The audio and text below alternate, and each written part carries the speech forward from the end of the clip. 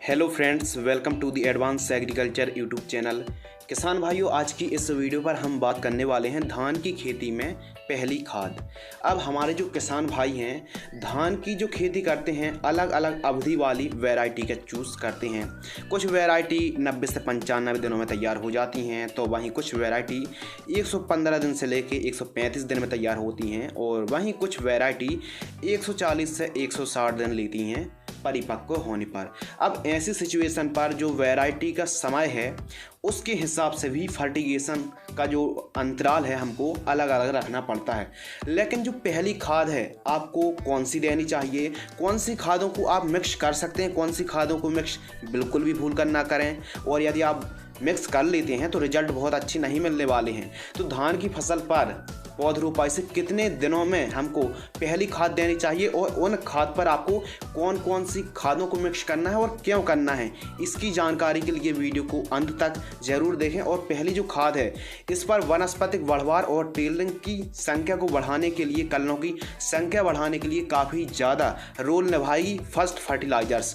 तो उपज और साथ ही फसल को मजबूत बनाने में अहम रोल निभाने वाली है। और साथ ही जो पोषक तत्व हैं, नाइट्रोजन है, फास्फोरस है, पोटास है, सल्फर है, जिंक है, ऐसे पोषक तत्वों की धान की फसल पर बहुत ज़्यादा ज़रूरत पड़ती है। और स्पेशल वेजिटेटिव जब बढ़वार होती है तो उस समय जिंक और नाइट्रोजन की बहुत ज़्यादा ज़रूरत पड़ती है। तो धान में पहली खाद की सही स्टेज और सही मात्रा क्या है? नमस्कार दोस्तों, इन सभी की जानकारी के लिए वीडियो को आपको अंत तक जरूर देखना होगा। मैं हूं आपका दोस्त शिव कुमार और आप देख रहे हैं एडवांस एग्रीकल्चर यूट्यूब चैनल। इसी प्रकार कृषि कार्य से जुड़ी जानकारी प्राप्त करने के लिए आप इस चैनल को सब्सक्राइब जरूर कर लीजिए। तो जो खाद का कॉम्बिनेशन है, डोज है, पौध रोपाई से जब धान की फसल 8 दिन से लेके 15 दिनों के मध्य होती है तो आपको 35 किलोग्राम यूरिया लेना है और 5 किलोग्राम आपको लेना है जिंक सल्फेट। अब जो जिंक सल्फेट 33% वाली आती है तो जिंक की मात्रा है इसमें 33% और सल्फर की मात्रा है इसमें 15%। तो यूरिया 35 किलोग्राम और 5 किलोग्राम जिंक सल्फेट। और वहीं इसके साथ आप यदि दानेदार कीटनाशक का प्रयोग कर लेते हैं, दानेदार कीटनाशक कौन सा, जिसमें कॉम्बिनेशन हो क्लोरेंट्रा नीलिप्रोल का, जो फर्टेरा पर आता है, 2 किलोग्राम लेना है। जो दानेदार कीटनाशक है यह एक सिस्टमिक कीटनाशक है, स्पेशल धान की फसल पर जैसे पत्ता लपेट है, तना छेदक है, इनकी रोकथाम करने के लिए, और भी जो जड़ों के पास जो कीट लगते हैं तो उनकी रोकथाम करने के लिए आप चाहें तो दानेदार कीटनाशक फर्टेरा 2 किलोग्राम प्रति एकड़ की दर से जानकारी हम दे रहे हैं। इन तीनों को मिक्स करके आप प्रति एकड़ की दर से जड़ों के पास दे दीजिए।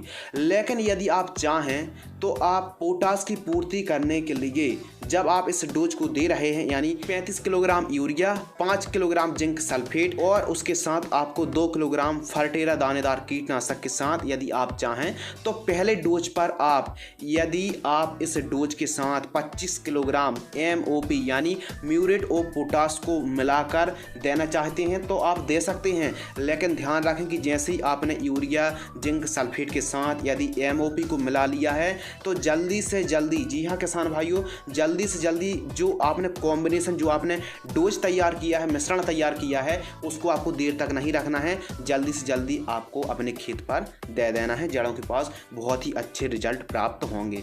तो ध्यान रखें, MOP भी आप मिला सकते हैं जिंक सल्फेट के साथ, यूरिया के साथ, लेकिन यदि मिला रहे हैं तो जो आपने मिश्रण तैयार किया है उसको जल्दी से जल्दी आप दे दीजिए। अच्छे परिणाम और अच्छे रिजल्ट मिलेंगे। तो नाइट्रोजन की भी पूर्ति हो जाएगी, सल्फर की पूर्ति हो जाएगी, जिंक की भी पूर्ति हो जाएगी और साथ ही पोटास की भी पूर्ति हो जाएगी। बाकी आप किसान भाइयों जिंक सल्फेट को कभी भी कैल्शियम नाइट्रेट के साथ, अमोनियम फास्फेट के साथ या फिर DAP के साथ बिल्कुल भी ना मिलाएं। ध्यान दीजिए, DAP को आप जिंक सल्फेट के साथ, फेरस सल्फेट के साथ, कॉपर सल्फेट के साथ, मैग्नीशियम सल्फेट के साथ बिल्कुल भी ना मिलाएं। और आप DAP को, जिंक को, यूरिया को, MOP को, इनको भी एक साथ मिलाकर आप अपनी धान की फसल पर प्रयोग ना करें।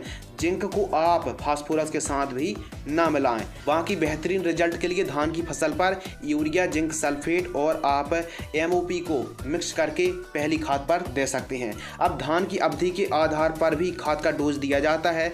यदि मान लीजिए आपकी धान की फसल 90 से 95 दिनों वाली वैरायटी है तो आप 8 से 15 दिनों के मध्य आप इस कॉम्बिनेशन को दे सकते हैं।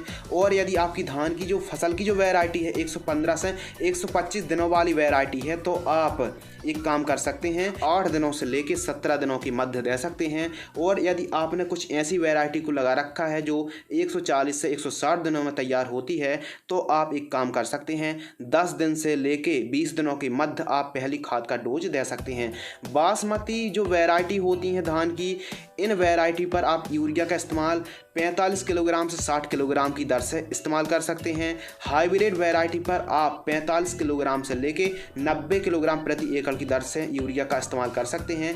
और कोई यदि सामान्य वैरायटी है तो आप 45 किलोग्राम से लेके 90 किलोग्राम तक इस्तेमाल कर सकते हैं आप अपनी धान की फसल पर। यदि आपको लगे कि आपकी धान की फसल पर कोई ऐसे जड़ों के पास काटने वाले कीट नहीं हैं, तो आप जो दानेदार कीटनाशक फर्टेरा को भी अलग कर सकते हैं। तो आज की इस वीडियो पर हमने धान की फसल पर फर्स्ट ज़बरदस्त कॉम्बिनेशन के बारे में बताया। यदि आपने वीडियो को अंत तक देखा है, वीडियो को पसंद किया है, तो वीडियो को आप लाइक कर सकते हैं, चैनल को सब्सक्राइब कर सकते हैं और इस वीडियो को ज़्यादा से ज़्यादा किसान भाइयों तक अपने दोस्तों के साथ शेयर ज़रूर करें। धन्यवाद, शुक्रिया।